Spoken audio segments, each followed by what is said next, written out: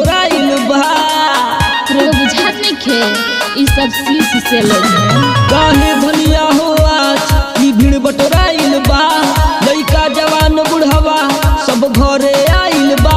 एकर करेलू पूजनवा बताओ रानी, एकर करेलू पूजनवा बताओ रानी।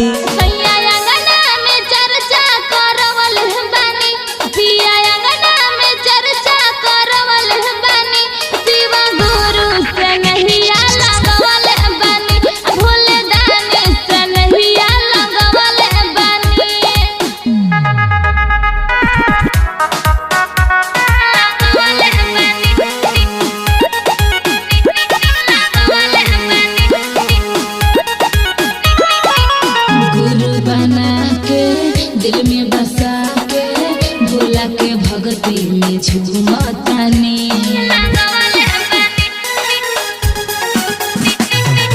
दानियों में दानी शिव महादानी चरण कमल राजा चुमतानी। महिमा भोला के सुनावतारू हो, सुनर सुनर भजन गावतारू हो। ध्यान कहबे से हमहू लगवले बानी, ध्यान कहबे से हमहू लगवले बानी।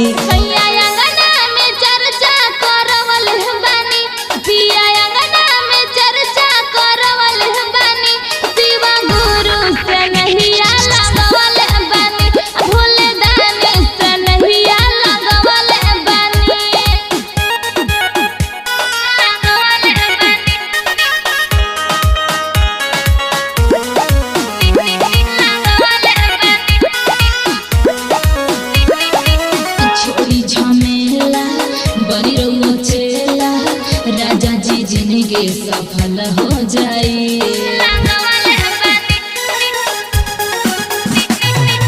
तीनों रतनवा करी जतनवा सारा समस्या के हल हो जाए।